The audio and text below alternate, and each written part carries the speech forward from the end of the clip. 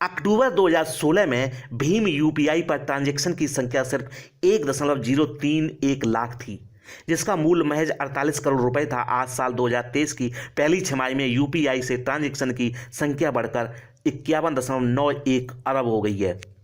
भारत में हुई नोटबंदी 8 नवंबर 2023 को 7 साल पूरे कर लिए हैं। ठीक 7 साल पहले प्रधानमंत्री नरेंद्र मोदी ने 8 नवंबर 2016 को रात 8 बजे देश के नाम एक खास संबोधन में 500 रुपए और 1000 रुपए के पुराने नोट को तुरंत प्रभाव से लीगल टेंडर से हटाने का ऐलान किया था। उसकी जगह 500 रुपए के नए नोट जारी किए गए, 1000 रुपए के नोट बंद कर दिए गए। फिर कई नए नोट जैसे 200 रुपए, 20 रुपए और 10 रुपए के भी आए। बाद में तब से अब तक नोटबंदी पर काफ़ी चर्चा हो चुकी है। इस पर तमाम अलग अलग राय और तर्क सामने आए हैं, लेकिन इस नोटबंदी ने कई सारी पॉजिटिव इम्पैक्ट भी डाला है, कई बड़ी उपलब्धि भी हासिल करने में मदद मिली है। नमस्कार दोस्तों, मैं हूं अरुण, आपका स्वागत है हमारे चैनल डिजिटल ज्ञानी में। एक बार फिर डिजिटल ज्ञानी में हम लाते हैं ऐसी न्यूज जिसे सुनकर आप बन सकते हैं डिजिटल ज्ञानी। आज की डिजिटल न्यूज में कहानी डिजिटल पेमेंट की, तो देर किस बात की, कीजिए हमारे चैनल को लाइक और सब्सक्राइब और जानिए कैसे 7 सालों में डिजिटल पेमेंट में भारत बना किंग। दोस्तों, नोटबंदी एक तरह से भारत में डिजिटल ट्रांजैक्शन या पेमेंट में आई क्रांति की बड़ी वजह बनी। कैश की किल्लत में लोगों ने साल 2016 में डिजिटल पेमेंट का रुख किया। आज भारत इस सेगमेंट में दुनिया में सबसे आगे जा चुका है। भारत सरकार ने यूपीआई प्लेटफॉर्म को पेश किया, जिससे तुरंत पेमेंट बिना किसी अतिरिक्त लागत के हो जाता है।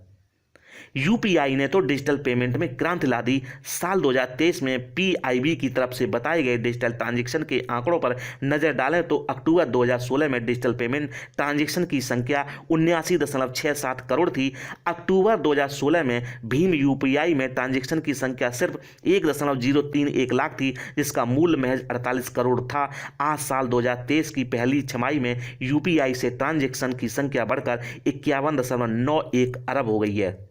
2023 की पहली छमाही में मोबाइल से 52.15 अरब लेनदेन हुए। इसकी कुल वैल्यू 132 खरब रुपए है। आप इन आंकड़ों से समझ सकते हैं कि कितना बड़ा बदलाव इस क्षेत्र में आया है। दोस्तों, नोटबंदी से पहले 2 बार हो चुकी है।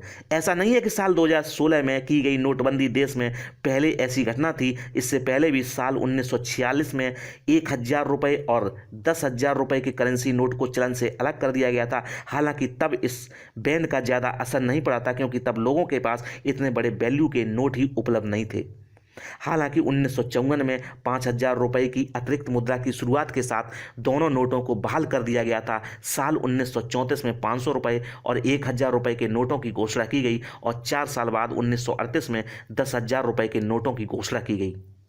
इसके बाद 1978 में भी नोटबंदी हुई थी। तब भारत के तत्कालीन प्रधानमंत्री मोरारजी देसाई ने 1000 रुपये, 5000 रुपये और 10,000 रुपये के चलन को बाहर करते हुए मुद्रा बैन की घोषणा की थी। इस बैन का एकमात्र मकसद देश में काले धन समूह पर अंकुश लगाना था। साल 1978 और 2016 के प्रतिबंध में समानताएं थीं। मोरारजी देसाई द्वारा की गई नोटबंदी से भी अर्थव्यवस्था में काले धन के चलन से बाहर होने की उम्मीद थी, इसलिए उच्च मूल्य बैंक नोट अधिनियम लागू किया गया था। दोस्तों, ब्लैक मनी की भी हुई खूब वसूली। नोटबंदी के बाद 99% से ज़्यादा अमान्य धन व्यक्तियों द्वारा बैंकों को वापस कर दिया गया था। नोटबंदी से सरकारी अधिकारियों को बेहिसाब नकदी के सोर्स का पता लगाने में मदद मिली। जिन व्यक्तियों के पास बड़ी धनराशि थी, उन्हें अपने आय के स्रोत का खुलासा करना पड़ा था और उस पर टैक्स चुकाना पड़ा था। साल 2019 में तत्कालीन वित्त मंत्री पीयूष गोयल ने सभी काले धन विरोधी उपायों के जरिए 1.3 लाख करोड़ रुपए की ब्लैक मनी की वसूली की घोषणा की थी। भारत में विमुद्रीकरण ने आतंकवादी समूह की फंडिंग और सभी गैरकानूनी गतिविधियों पर रोक लगाने में बड़ी मदद की। पिछले कई सालों से नोटबंदी के बाद इन गतिविधियों में काफ़ी कमी आई है। ये देश में नोटबंदी का असर था।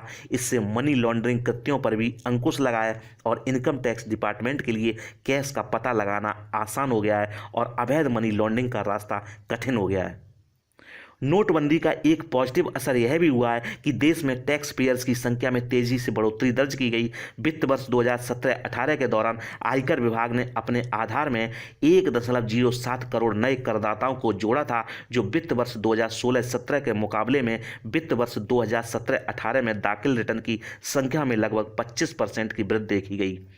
आज साल 2023 में देश में टैक्स पेयर्स की संख्या 8.5 करोड़ से भी ज़्यादा हो गई है।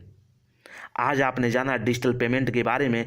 अब हम विदा लेते हैं, फिर हाजिर होंगे एक नई डिजिटल न्यूज़ के साथ। आप क्या सोचते हो इस न्यूज़ के बारे में कमेंट बॉक्स में कमेंट करके ज़रूर बताएं। और अगर मेरे द्वारा दी गई न्यूज़ आपको अच्छी लगती है तो मेरे चैनल को लाइक, शेयर और सब्सक्राइब करना ना भूलें। धन्यवाद।